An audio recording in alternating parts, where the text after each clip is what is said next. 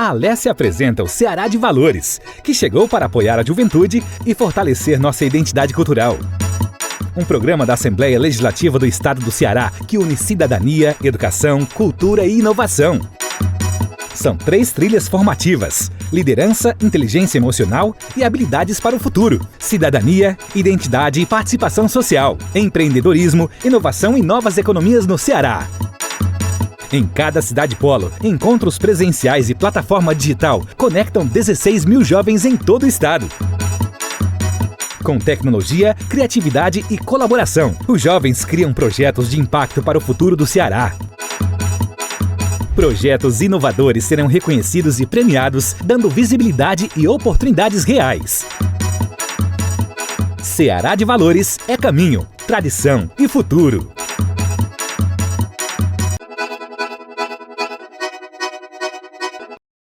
Mais segurança nas ruas para proteger os cearenses. O governo do Ceará trabalha todos os dias para combater a criminalidade em todo o estado. Já são mais de 3 mil novos profissionais de segurança e mais de 2 mil novas vagas em concursos para delegados e investigadores da Polícia Civil e para a Polícia Militar e Bombeiros. A estrutura também cresceu. Novas bases do raio, mais delegacias e viaturas reforçando o policiamento nas ruas. Foram entregues cerca de 3.900 armas e mais de 12 mil equipamentos para apoiar as operações no dia a dia.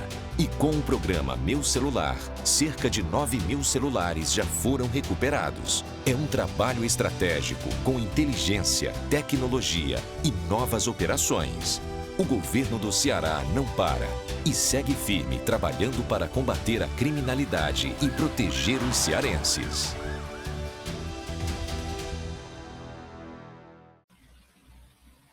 Olá, sejam muito bem-vindos ao Focus Colóquio, o espaço de análise qualificada do Focus Poder para compreender com profundidade e independência os movimentos que moldam a política brasileira e cearense. Estamos há cerca de 6 meses somente das definições formais de alianças e candidaturas, período em que articulações se intensificam nos bastidores, sinais são emitidos publicamente e reposicionamentos estratégicos começam a desenhar o tabuleiro eleitoral. É quando gestos aparentemente isolados passam a fazer sentido, outros não, encontros ganham peso político e silêncios também comunicam. Dada a importância do momento, conversamos com o cientista político Emanuel Freitas, um dos observadores mais atentos das dinâmicas do poder, pesquisador das elites políticas e intérprete das transformações recentes do sistema partidário brasileiro. Para começarmos, qual é a leitura geral que o professor faz desse momento pré-definição, que articulações já são perceptíveis, quais sinais merecem atenção e que movimentos podem antecipar o desenho das alianças que veremos aqui no Ceará, oficialmente nos próximos meses. E claro que o Ceará depende muito das alianças nacionais. Primeiro, professor Emanuel, muito obrigado pela sua participação novamente no nosso Focus Colóquio e vamos começar pela oposição, já que recentemente o senhor escreveu um artigo no Focus Poder tratando exatamente disso. Manuel, por favor. Olá, Fábio. Olá a todos os que nos veem. É sempre um prazer estar aqui fazendo um pouco das nossas análises, submetendo-as ao crivo do nosso telespectador e acompanhando também nesse movimento rumo às eleições. Eu acho que é importante observar não só a eleição aqui no Ceará, a oposição do Ceará, mas também penso que a nível nacional nós temos aí uma consolidação da candidatura do Flávio Bolsonaro, né? Que foi ali... Foi rápido, hein? Rapidamente, exatamente. Inclusive a pesquisa da Atlas... Sobrenome mandou na dinâmica. Mandou, exatamente. A pesquisa que foi divulgada pela Atlas essa semana nos dá conta exatamente dessa aproximação muito rápida no segundo turno, né? A julgar os números que foram divulgados, o que mostra, então, uma consolidação da ideia de polarização. Talvez aí a gente possa ver que a saída do Ciro Gomes em uma eventual candidatura ao governo do estado do Ceará foi, de certo modo, acertada, porque os números parecem dizer que não há, novamente, pela terceira eleição consecutiva, um lugar no cenário nacional para candidaturas fora da polarização, né? Uma vez pois, que professor, deixa eu lhe provocar já com essa sua colocação. A direita vai ter um candidato aqui também. e que vai querer carregar, embora eu não sei o quanto o Ciro vai poder e vai querer e vai gostar e vai se sentir à vontade, embora a política seja, enfim, ela impõe determinadas coisas, um relacionamento tão próximo com uma candidatura de Flávio Bolsonaro, né? E eu pergunto, aqui tem uma história diferente, que é uma candidatura da direita, senador, deixando o mandato, não vai mais concorrer ao Senado, que está se colocando como candidato a governador do Ceará e vai querer levar o público bolsonarista, o eleitor bolsonarista, para a sua candidatura. Essa potencial, eu acho que, e quase que, bom, eu considero inevitável, né? Polarização nacional vai se dar aqui no Ceará também, independentemente desta candidatura aí correndo por fora pela direita? Naquelas anotações do Flávio ontem, que vazaram ontem, melhor dizendo, tem um dado que eu acho interessante, que tem o apoio ao Ciro Gomes, escrito de modo no Word, né, como foi impresso, e uma anotação à mão, que muito provavelmente tenha sido feita pelo Flávio, em que puxa um vice do PL e depois, logo abaixo, o nome do deputado Alcides, que deve sair para o Senado, como puxando votos para Flávio Bolsonaro. Então, me parece que está claro ali na estratégia nacional de que Ciro Gomes poderá ter licença para fazer uma campanha sem adesão ao bolsonarismo de modo explícito, cabendo isso, penso eu, ao vice, que será do PL, e ao candidato lá, o deputado Alcides. Eu acho que aquela anotação do Flávio Bolsonaro deixa entender isso. O que, então, permitiria que Ciro Gomes atravessasse o período eleitoral, vamos dizer assim, com a mácula menor em relação ao seu tradicional eleitorado de esquerda, que veria com maus olhos a sua aproximação com o bolsonarismo. Fazendo uma campanha não tão comprometida, não sei se isso, obviamente, será entendido desse jeito pelo grosso do eleitorado, né? Assim como uma aproximação meio que higienizada, não sei se o eleitor vai entender isso, mas as anotações do Flávio dão a entender que o palanque forte para ele deverá ser a do vice, e por isso que o vice deve ser alguém com um nome considerável, né, alguém que tenha projeção.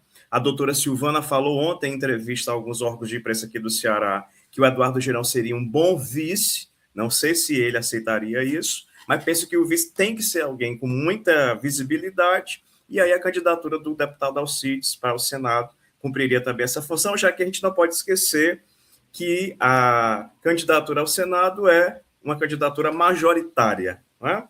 Então, assim, é importante você ter... Se o Ciro não vai pedir votos explícitos para o Flávio, mas aí essa candidatura do Senado cumpriria essa função. Eu acho que dá para a gente fazer essa leitura a partir dos rascunhos ali daquele papel que vazou. Bom,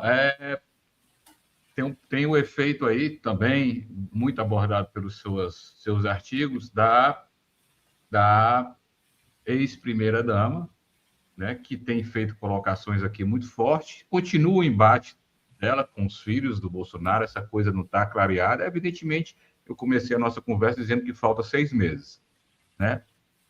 E aí a gente vai ver o grau de maturidade dessa oposição nacional e local para ver se ela consegue suportar essas situações. Afinal, isso é um projeto político, digamos, cheio de novatos, não é? Ainda, né? Não tem aquela turma muito calejada nas disputas eleitorais, políticas, e evidentemente que é mais difícil criar essa união em função disso. Até surpreendente que 2022 tenha se dado de uma maneira tão rápida na eleição para prefeito, aliás, 24, né? Na eleição para prefeito de Fortaleza, principalmente. Mas a minha pergunta, eu vejo, na maneira que você colocou, Manuel, eu vejo a situação do Ciro um pouco desconfortável nesse sentido. E você tocou no ponto. O eleitor compreenderá isso, né? E a outra questão, que envolve o senador Eduardo Girão, ele me parece muito comprometido com essa candidatura própria. Eu o vejo correndo no caminho muito dele, né? Raia própria, caminho próprio, um discurso diferente muito diferente do Ciro, os posicionamentos dele. Enfim, você acha que essa oposição, que eu considero politicamente nova, né, do ponto de vista histórico aqui no Brasil, algo recente, eu não conheço na história do Brasil o uso tão tranquilo do termo direita, né? Isso se consolidou É algo muito recente. Enfim, nesse quadro de dificuldade de compreensão do eleitor, possível compreensão do eleitor, você vê determinados personagens, como o chefe da Casa Civil, Chagas Vieira, dizer que o Ciro vai terminar em terceiro lugar por causa disso. Como você avalia, Manuel? É interessante isso que você está falando antes, porque as candidaturas ao governo do Ceará também, talvez seja a primeira vez que você tem uma candidatura mesmo assumidamente de direita, que se diga assim, porque anteriormente eram candidaturas à reeleição do governo, ou apoiado pelo governo, e candidatura de oposição, né? Eu acho que nem Lúcio Manuel, Alcântara... isso do ponto de vista, me permita interferir, isso do ponto de vista histórico tem um imenso valor para os pesquisadores, para os cientistas políticos. Sim. Eu acho que o termo direita não se usava nem quando o fascismo atuou aqui no Brasil de maneira organizada. E a ditadura militar, estatizante, nunca se achou de direita, né? Ela era anticomunista, mas não era de direita, né? Do ponto de vista clássico. E a oposição ao Cid e ao Camilo era uma oposição aos Ferreira Gomes, não uma oposição à esquerda ou à direita, enfim, que se assumisse como direita, né? Então, acho que, de fato, é importante fazer esse registro histórico da apresentação das candidaturas a partir dessa ideia. Eu lembro que, naquele evento lá em novembro, em que o Girão fez o lançamento da sua pré-candidatura, a senadora Damares fez um discurso que apontava assim: Girão, não se preocupe, porque chamaram o Bolsonaro em 2018 de improvável, chamaram a mim mesma, enquanto candidata ao Senado, de improvável, e agora chamam a você também de improvável. Então, a história do Brasil, segundo ela, mostrava recentemente que esse improvável podia chegar lá. O Girão é improvável, né? É um senador improvável, né? Sim, exatamente. Enquanto senador. Eu não conheço pessoalmente, profundamente, o senador Eduardo Girão, mas eu conheço o suficiente para dizer ele é um cara muito determinado nessas leituras. Né? Ele, olha, se eu fui em 2018, por que eu não posso ser agora? Sim. Então, inclusive, tem muita essa linha. Como um político religioso, ele também invoca essa mística, né? Assim, do improvável, do milagre, do escolhido por Deus, da pureza, da direita pura que não pode se contaminar. E eu acho que ele guarda ali uma certa função de proteger, né, um movimento de direita que foi se construindo no Ceará recentemente e que foi se construindo, deu mostras de importância capilaridade eleitoral, sem o apoio de antigas lideranças, e antigas lideranças à esquerda, como era o Ciro Gomes. Então, acho que a manutenção da campanha, da candidatura dele, cumpre essa função. E, obviamente, poderá mostrar aí uma certa rachadura entre base do bolsonarismo e as suas principais lideranças no Estado. E eu lembro de uma declaração da doutora Silvana, logo em seguida àquele episódio, que ela diz assim, olha, faltou combinar com quem tem... Faltou a Michele Bolsonaro, no caso, combinar com quem tem votos no Ceará. E quem tem votos no Ceará está apoiando Ciro Gomes, não está apoiando Eduardo Girão. E não está apoiando também a Priscila, né? Que o recado também era assim, para a Priscila e para o Eduardo Girão. Então, eu penso que a gente pode observar aí, ele deve manter a candidatura, obviamente, já fez movimentos muito claros, chamou o bolsonarismo nacional para tentar encampar, e penso que tem tudo a ser exitoso na manutenção da sua candidatura e sendo acompanhada de uma eventual derrota do Ciro, né? Porque ele pode pôr na conta desse acordo pragmático a derrota, mais uma vez, para o PT. Então, vamos dizer que o Elmano, ou quem quer que seja o candidato do governo, vença a eleição, e se eventualmente repetir o feito de 2022, vencer no primeiro turno, o Girão sai fortalecido, porque pode dizer que isso se deveu à contaminação do polo da direita por interesses pragmáticos. E aí as lideranças vão ficar a prestar esclarecimentos acerca disso. Agora, também, ainda voltando às anotações do Fábio, do Flávio, como eu coloco no texto, me chamou a atenção a confiança que esse grupo tem ainda no capitão Wagner, né? Que foi candidato 2 vezes à Prefeitura de Fortaleza, com o apoio desse grupo. Em 2020, não recebeu o apoio do Bolsonaro, mas não o expressou abertamente. Do mesmo jeito que em 2022 foi o candidato desse grupo ao governo do Ceará. O Bolsonaro veio para cá e disse que era capitão lá em Brasília e capitão aqui no Ceará, né, que era ele e Wagner, mas o Wagner nunca se entusiasmou abertamente com esse apoio, e na eleição de 2024 produziu ali aquela ranhura com o André no primeiro turno da eleição, porque fez muitas críticas ao André, mas mesmo assim parece que já está devidamente recomposto no grupo, a ponto de aparecer naquelas anotações como a grande aposta do grupo, né, para fazer o discurso antipetista, que está lá a anotação Wagner versus PT. Então, eu penso que ali tem três coisas, né, que o Flávio diz. Primeiro, está sacralizado o apoio à candidatura do Ciro.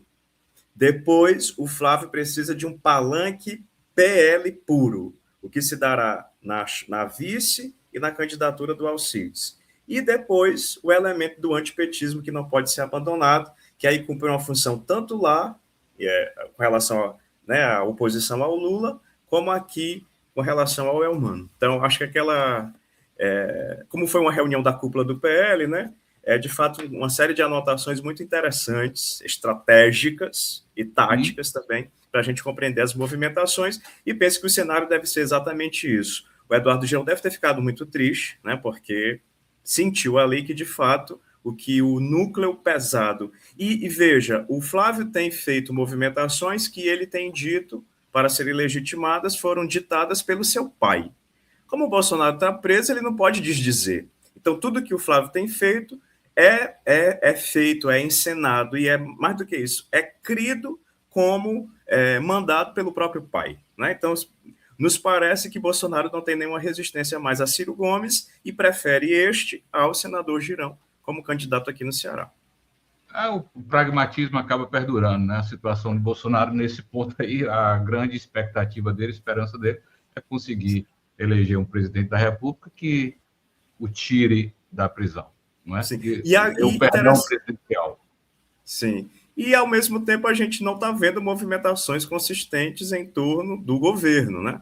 Porque o governo também tem um problema a resolver, que é a questão da vice-governadoria. A gente vai entrar, Emanuel, no quadro da situação do governismo. Vamos finalizar esse quadro da oposição, que essa eleição, como é peculiar às eleições gerais, ela é muito ligada à nacional. E até agora, em relação a Ciro Gomes, faltando 6 meses, é tempo suficiente, é muito tempo. Esse processo de definição acaba se dando mesmo nos últimos 30 dias antes das convenções. Mas até agora nós temos um quadro aqui, tem esse fator complicador do senador Eduardo Girão, temos uma saída provisória que seja, ou momentânea que seja, do PL, das conversas com Ciro Gomes, tá? E nós não temos uma definição muito clara do União Brasil, nacional, em relação ao Ceará. Né? Então, é um quadro ainda, lembrando que todas as 3 últimas vezes que Ciro Gomes se candidatou a presidente, né, o grande problema se deu exatamente na construção das alianças. Na hora final, na hora H, no momento final, na semana final, o governismo conseguia destruir a aliança em torno de Ciro Gomes. E o que a gente vê é esse movimento agora também se dando de maneira muito forte. Sim. Né? E até agora, o que se considera de direita, o bolsonarismo no Brasil, PL, União Brasil principalmente, não tem uma adesão formal clara, né, apontando para o Ciro Gomes, a não ser os personagens locais, mas nacionais ainda não. E alguns locais, né? Considerando que, em alguns locais, considerando que alguns personagens do União Brasil, como o presidente do partido, Rueda, têm problemas, vamos dizer assim, né, dificuldades do ponto de vista de envolvimento em questões de grande relevância, escândalos, Masta e companhia. E eu vou fazer outra provocação aqui. Eu não diria que por isso que o governo federal tem a Polícia Federal na mão. A Polícia Federal é um órgão independente. Mas você sabe, Manuel, que ao longo da história, a história já demonstrou que o governo tem enorme influência nesse cotidiano, né, e pode gerar alguma coisa aí que impeça ou crie dificuldades para que a União Brasil estabeleça uma relação formal aqui no Ceará. Mas vamos lá, Sim. professor, para finalizar esse ponto da oposição, para a gente entrar no governo. E a nível nacional também, né? A gente pode lembrar do caso Lunos, lá da Rosiana Sarney, 2001, com o Serra. Mas o União Brasil está presente nas anotações do Flávio com o nome lá muito modesto do Roberto Cláudio, que nem lembro se já se filiou, não se filiou, que entrou, saiu do PDT prometendo ser... Houve uma filiação formal, houve lá em Brasília uma filiação formal, né? Foi avalizado, estava o Rueda, estava o próprio Ciro, estava o capitão Wagner, todos lá em Brasília. Mas você não o vê como militante da União Brasil, não é? Isso, exatamente.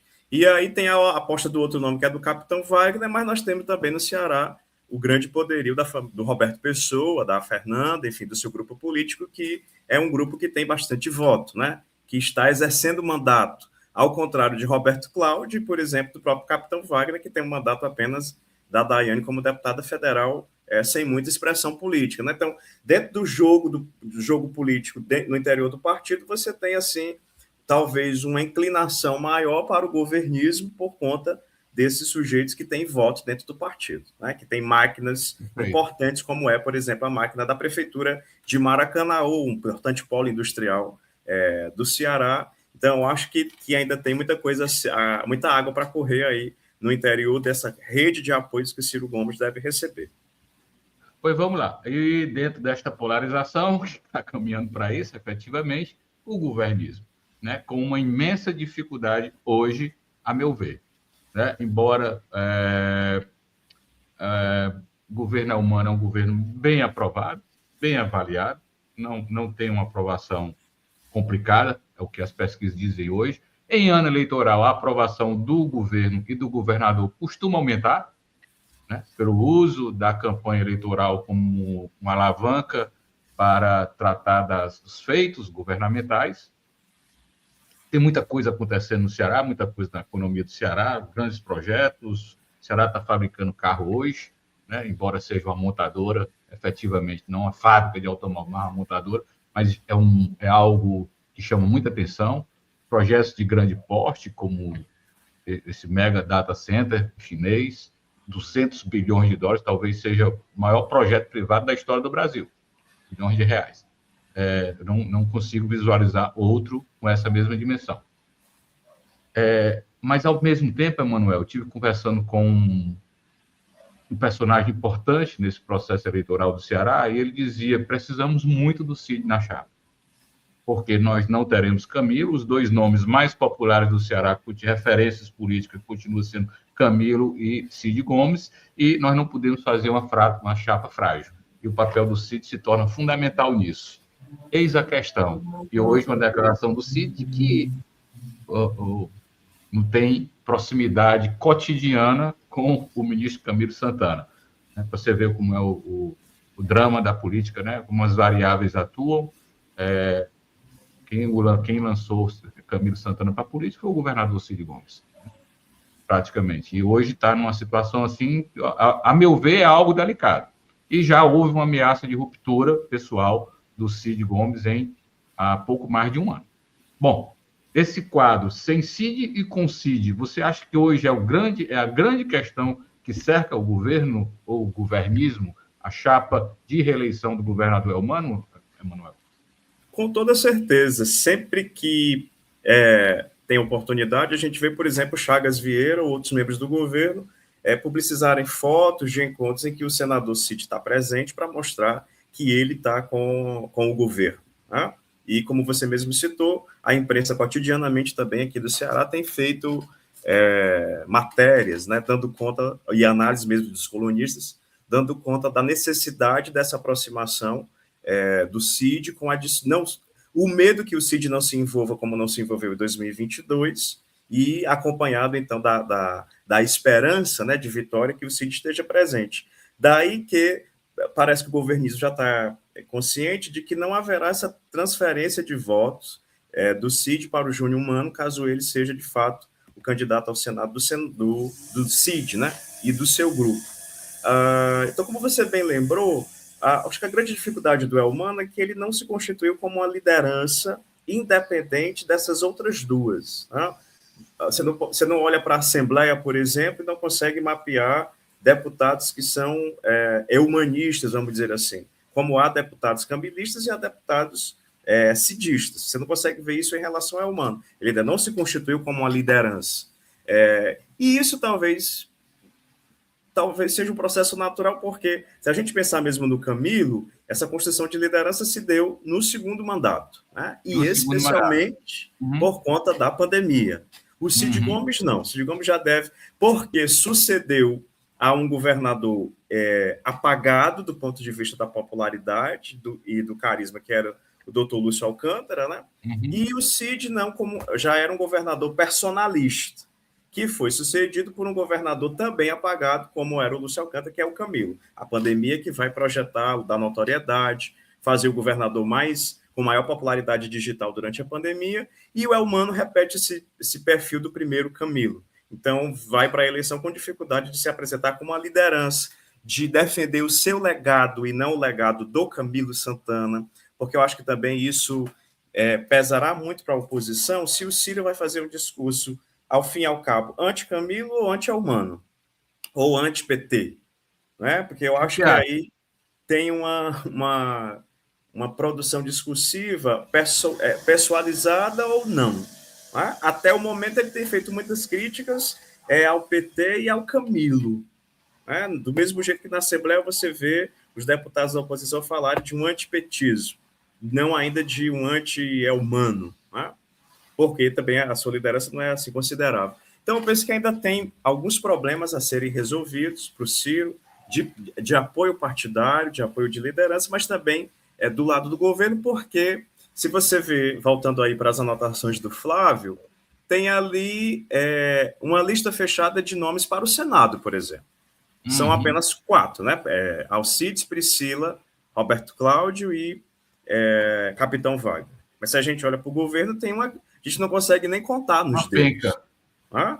E se o Cid decide, de fato, ser candidato à reeleição, a coisa fica ainda mais problemática, porque vai sobrar apenas uma vaga. E como resolver essa vaga para personagens tão grandes como o PSD de Domingos Filho, né? Enfim, o próprio PT que quer aí essa vaga, e os outros partidos também, republicanos, né? Que se acha muito grande. Enfim, tem muitos problemas ainda a serem resolvidos, que eu penso que estão na dependência, primeiro, da decisão de Cid, se de fato ele não será candidato. Porque se ele não for, os problemas são outros. E se ele for, também cria uma outra série de problemas. Então, maiores ou menores? Eu acho que tão grandes quanto. Para onde o Cid for, qual que seja a sua decisão, me parece que trará problemas para o governo resolver. Né? Obviamente que se ele for candidato, você tem um grande problema que é sobrar apenas uma vaga, mas você tem a presença dele na campanha. Então, eu acho que esse problema vamos dizer assim, menor. Né? Na avaliação do governismo, Emanuel, é muito melhor para eles que o Cid esteja na chapa. O grande objetivo é a reeleição do governador Eumano. Então, o objetivo central é esse, e a partir disso, as soluções para os aliados ansiosos por ocupar posições ganham um caminho. Né? E, como a política depende muito de determinados fatores e variáveis, nós temos um fato novo, raro, difícil de acontecer, que é a queda significativa dos índices de criminalidade. Quer dizer, basicamente dos índices de homicídios, que é a referência principal no mundo para medir o grau de violência numa sociedade. Isso a gente viu, a oposição passou os últimos 12 meses, praticamente, metade das falas da oposição é em cima da questão da segurança pública. E agora um resultado aí que, com sentido histórico, né, praticamente comparado nos últimos 10 anos, foi o menor índice de mortos, por exemplo, no mês de carnaval, no mês de fevereiro. Em janeiro já se deu isso, e me parece que isso criou alguma dificuldade para a oposição, que muito estruturada no discurso, né, da criminalidade. Por isso. Essa aposta, é possível fazer uma aposta até daqui a 6 meses, se isso vai se manter? Sim, não é? Inclusive, ontem a oposição vi bem quando a doutora Silvana fez isso na Assembleia, propôs aí um projeto de lei para garantir moradias para as famílias que haviam sido expulsas dos seus territórios pelas facções. Né? Então, você desloca, não dá para a gente ver isso claramente, mas aí essa operação, você desloca o discurso do combate à facção, combate armado, né, e coercitivo, e traz para uma assistência às famílias que foram vítimas da expulsão da casa. Então, não é mais aqui o debate da criminalidade diretamente, é agora o debate da assistência social. Você imagina, Manuel?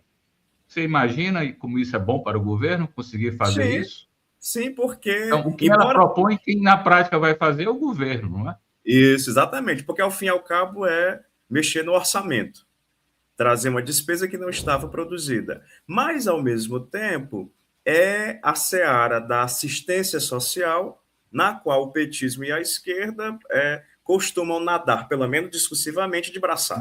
Então, é o discurso... Se eles não têm competência para fazer o discurso da segurança pública, tem a competência para fazer o discurso da assistência social. Então, é como se a oposição estivesse dando um prato cheio, né, para o governo navegar aí. E por mais que se diga que esses resultados se deram em função de pacificação ou de vitória de uma facção sobre a outra, que é o que me parece que está acontecendo, né, ninguém pode descartar o papel do governo, não. Se uma ganhou de outra, por exemplo, é porque uma foi desarticulada, lideranças presas, quem não tinha estrutura nacional aí acaba sendo engolida pela outra, e, evidentemente, é uma coisa que eu costumo dizer, não interessa ao crime, o policial está todo dia lá próximo das estruturas onde eles estão, onde se esconde, ou coisa parecida, por causa de crime comum, por causa de... Enfim, evidentemente que para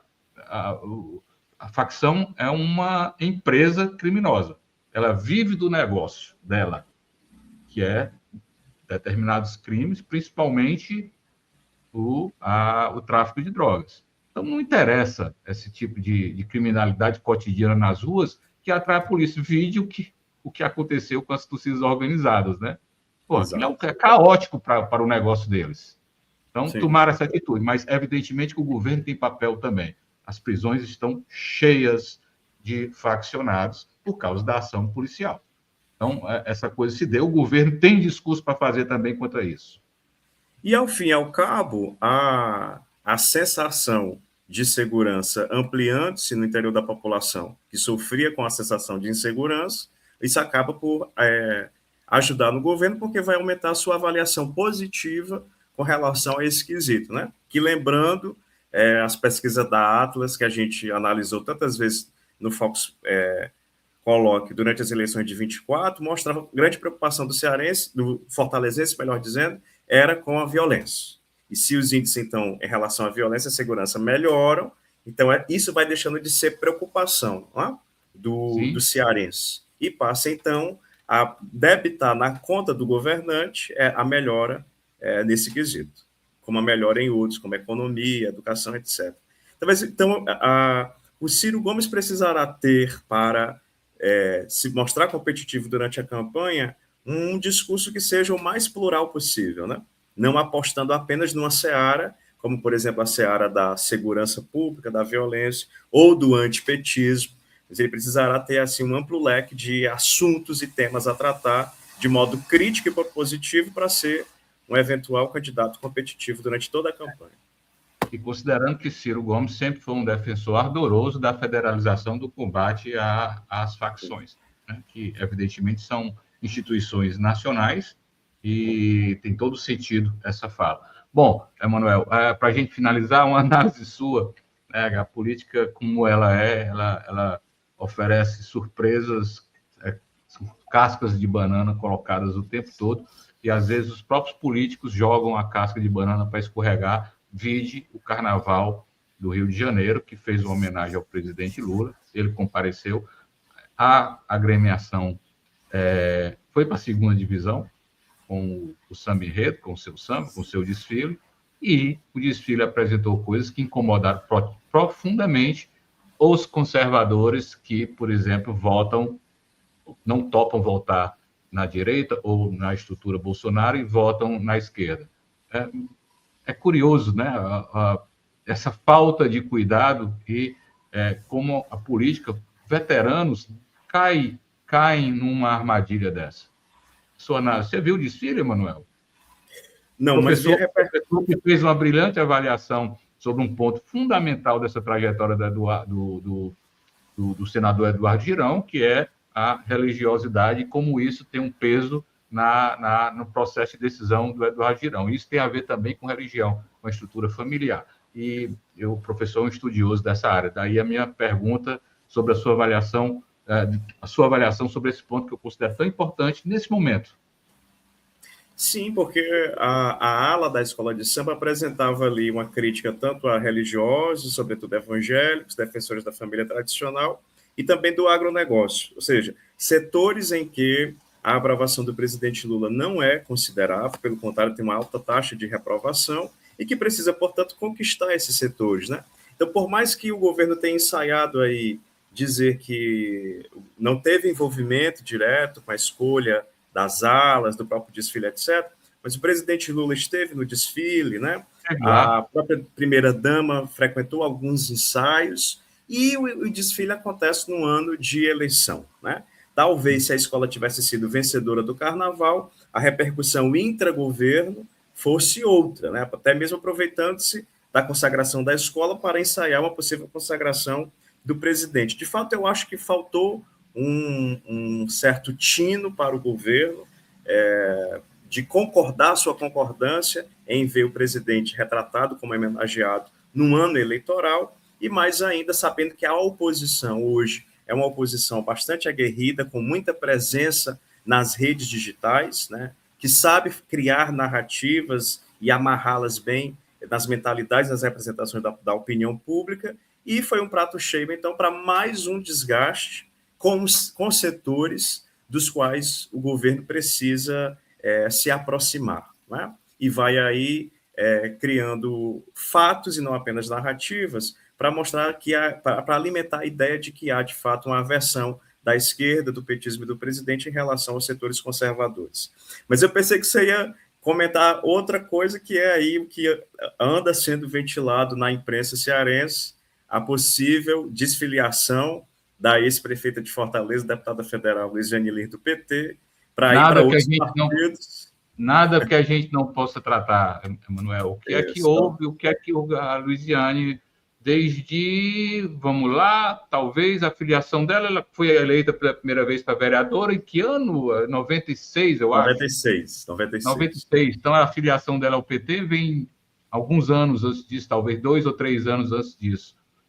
O que é que houve? Qual é o grande incômodo da deputada federal? Deputada federal é importante aqui no Ceará, sempre um contraponto às estruturas de poder, tem uma relação muito ruim com o ministro Camilo Santana, talvez seja o ponto que explique esse movimento da ex-prefeita Luiziane Lins, mas um personagem importante, 8 anos como prefeita de Fortaleza, né, e com uma votação para deputada federal que, ao contrário do que costuma acontecer, é crescente. Né? Então, qual é o impacto que isso tem e por que você acha que isso está acontecendo, Emanuel?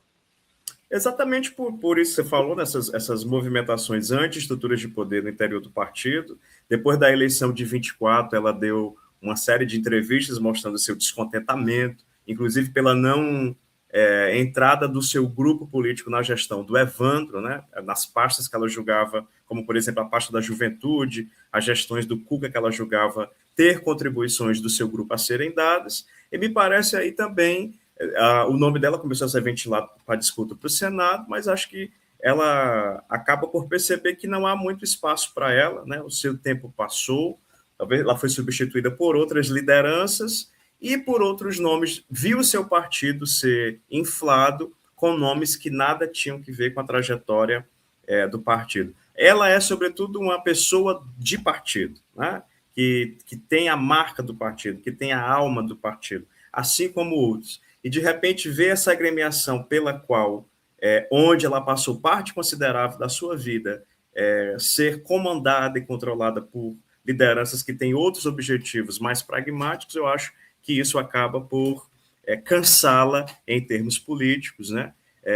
basta ver o seu não envolvimento na campanha de 2024, e, na verdade, hoje ela, mesmo na eleição de 22, se a gente lembrar, não houve, assim, uma mobilização tão intensa dela pelo seu, então, amigo e companheiro Elmano para governador. Ela fez uma campanha para ela, como deputada federal, e para o presidente Lula, mas para o governo você não viu uma presença enfática dela nas ruas pedindo voto para o Elmano. Então, acho que é o tempo mesmo da maturação, mas não me custa crer ainda. Vamos ver se isso acontecerá, de fato, essa desfiliação dela a outro partido, porque faltará a estrutura, né? Que, embora no PT ela não tenha muito, ela tenha mais história e recall do que mesmo estrutura favorável a ela. Tá? A identificação.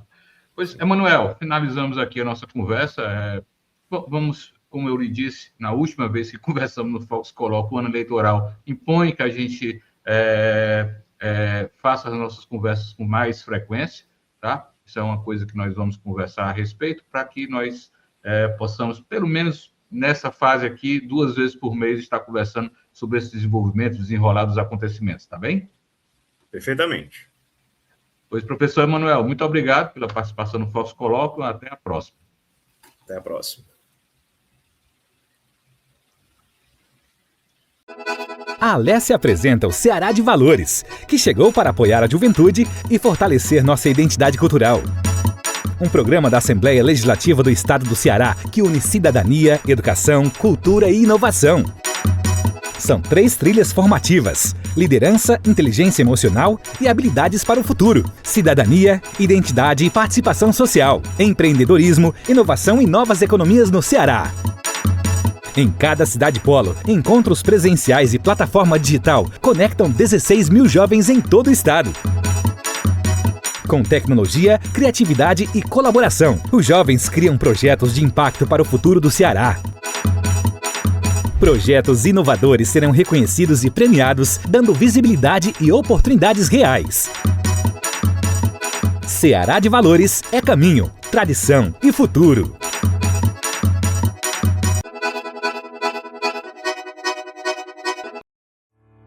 O governo do Ceará não para e segue investindo na saúde para dar mais qualidade de vida aos cearenses. Hoje, o tratamento contra o câncer e o atendimento em traumatologia já são realidade no interior e milhares de cearenses recebem atendimento perto de casa. Tem esse hospital aí na nossa cidade. Foi uma sensação de alívio, algo que eu não teria que me preocupar em destacar da minha cidade para a capital.